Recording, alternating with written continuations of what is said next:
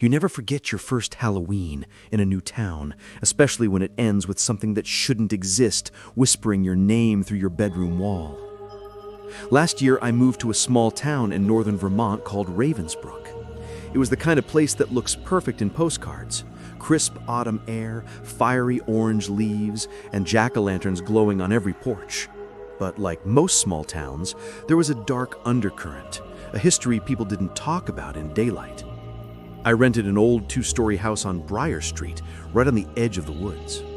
The real estate agent told me it was full of character, which was code for creaky floors, peeling wallpaper, and a basement that smelled like rain-soaked stone. But I didn't mind. I needed quiet. After my divorce, I wanted somewhere to disappear for a while.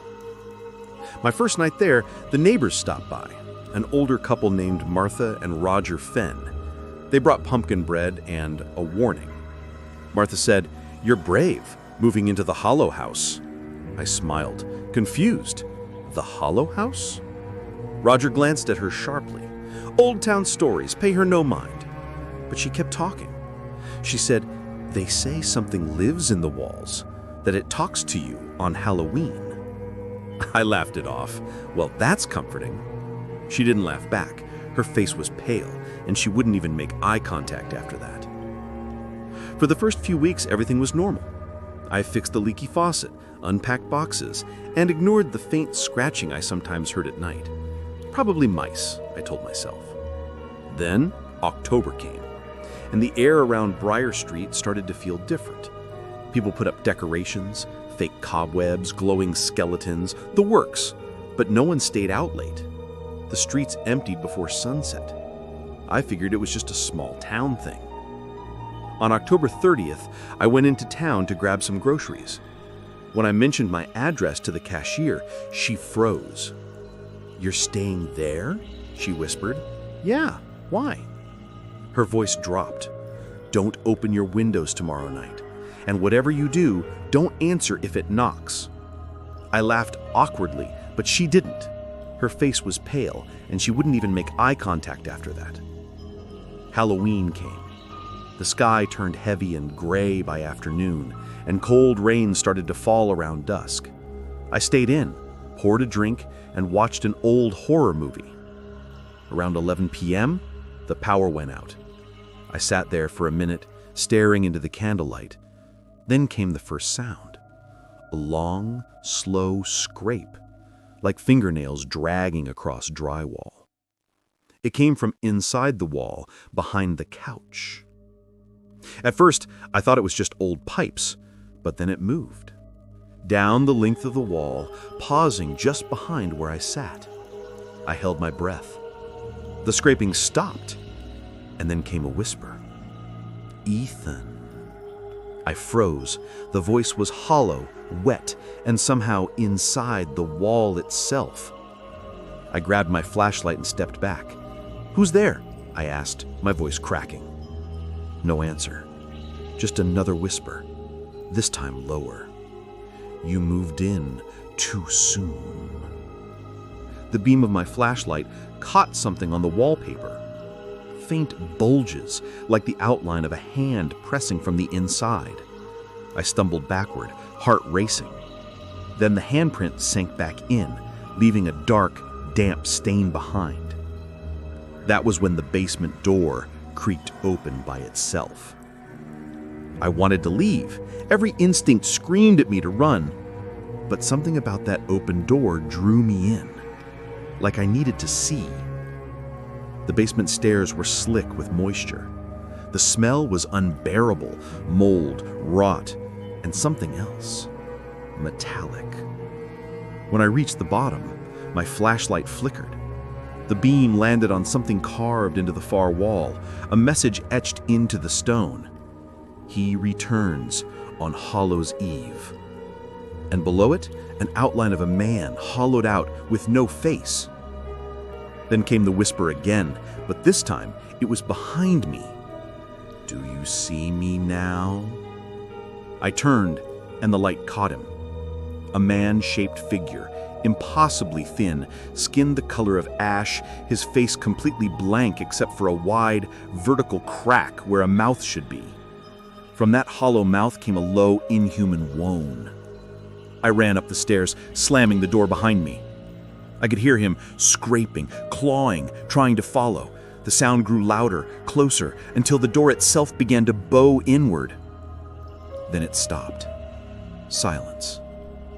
The next morning, I found the basement door wide open and muddy footprints leading from the stairs to the front door, then out into the yard. When I told Martha about it later, she just nodded sadly. "The hollow man doesn't live there," she said. "He waits there. He only needs someone to open the door." I moved out that week. But last Halloween, I woke up to find mud on my porch and a single handprint pressed into the wood. Hollow. Empty. Waiting.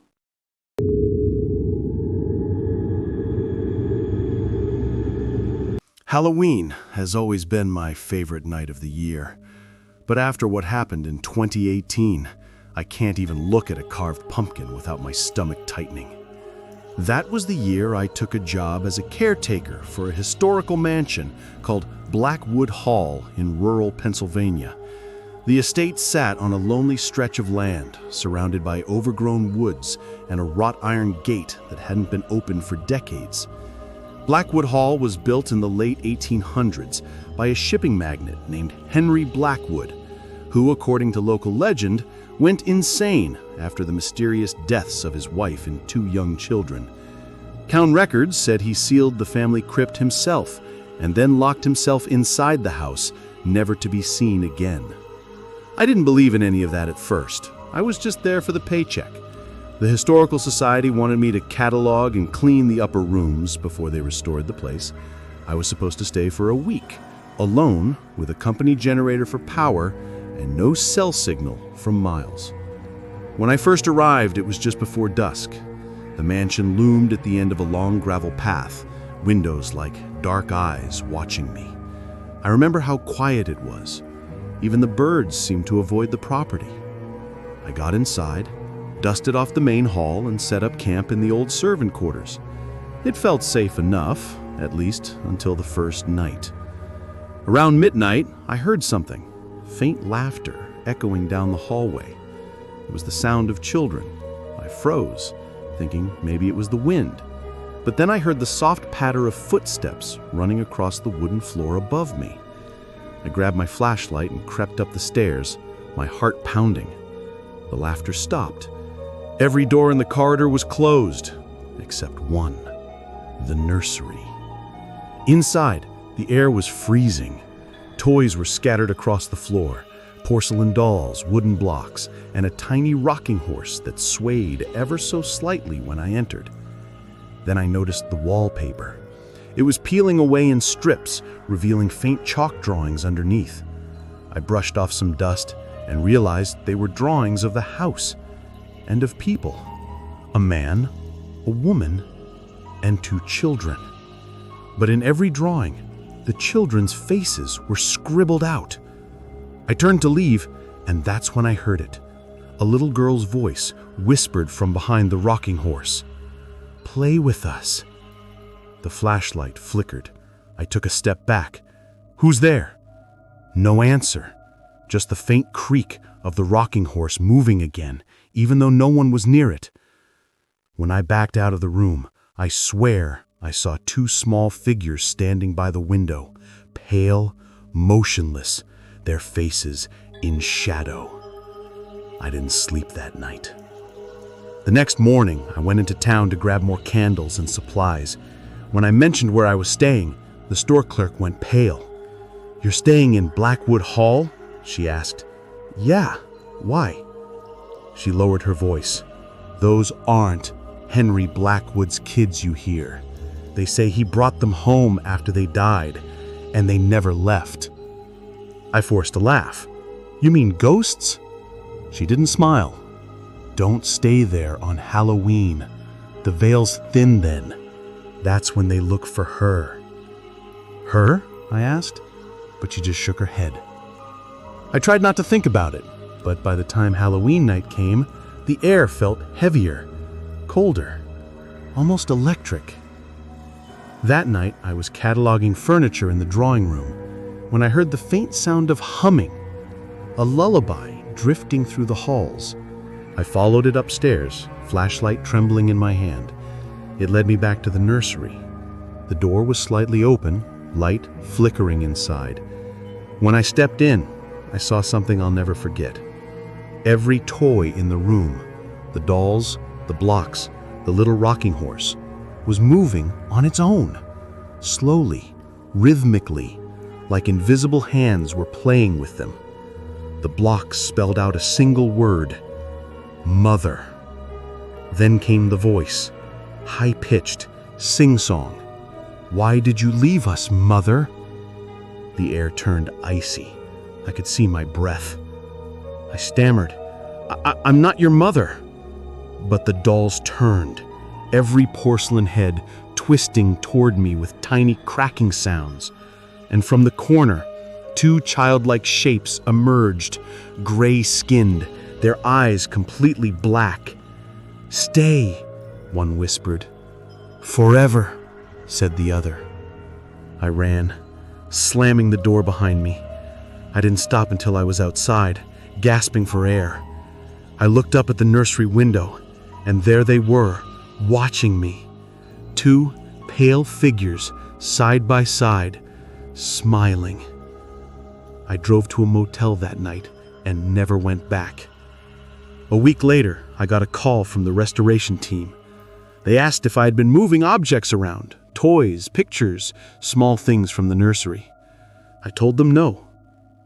The man hesitated and said, "Because when we opened the house yesterday, we found a fresh drawing on the nursery wall." I asked what it was. He said, "It's a woman. Looks just like you."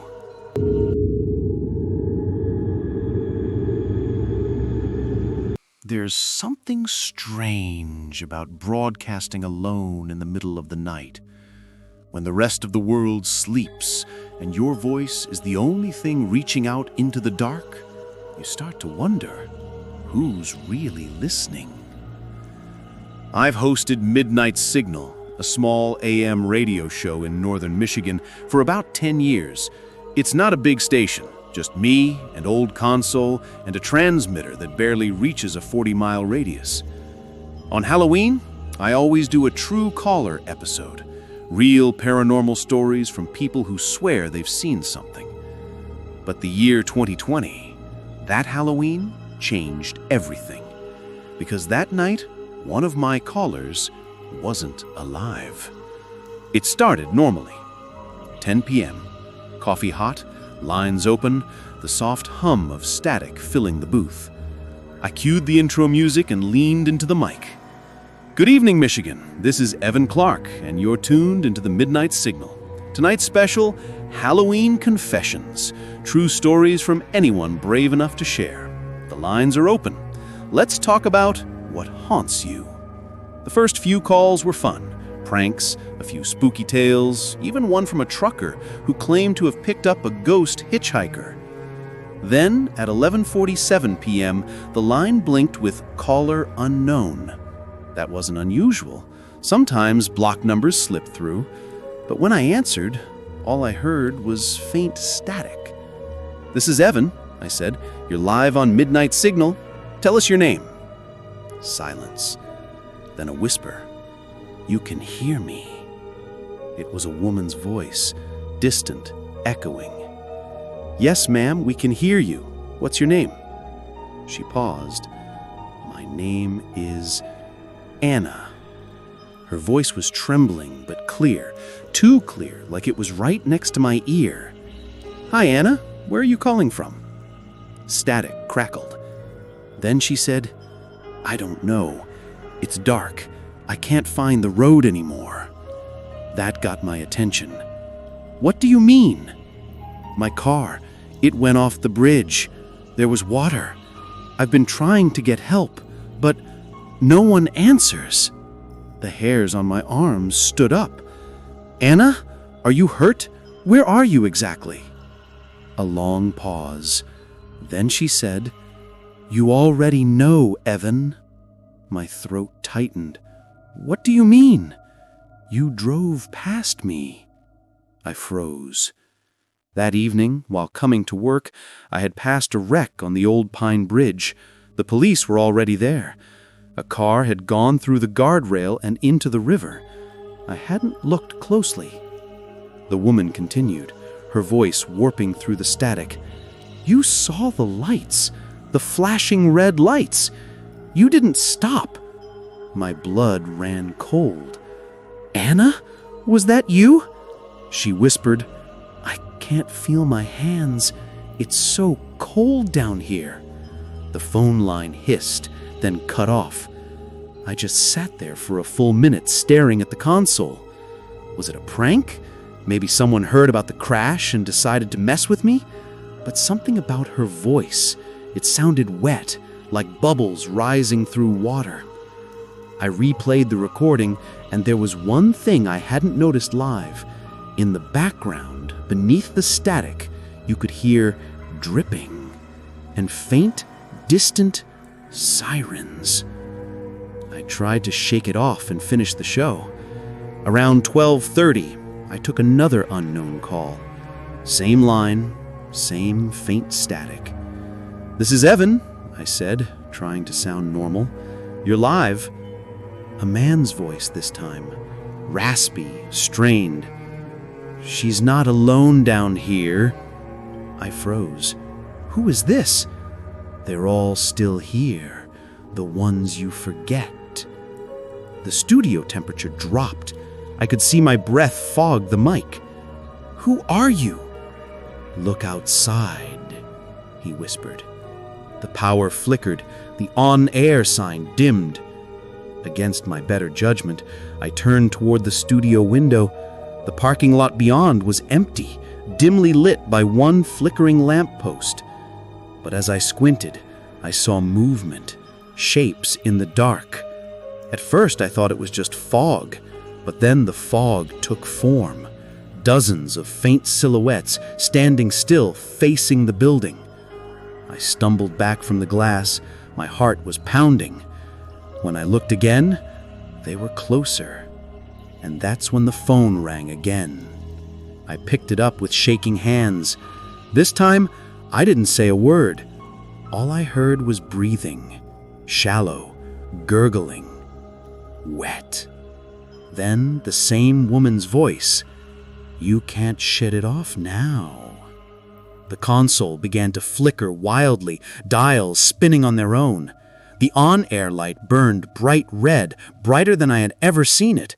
And through the headset, the static turned into screams. Hundreds of voices, layered together, pleading, crying, whispering names. My name, Evan. "Evan! Evan, we remember you!" The broadcast meter peaked. The whole system blew out, sparks flying from the panel. The lights died. The last thing I remember hearing before everything went black was Anna's voice whispering, "Now you're one of us." They found me the next morning, unconscious in the booth, the equipment fried. The official report said the transmitter malfunctioned, sending a power surge through the console. But here's the thing.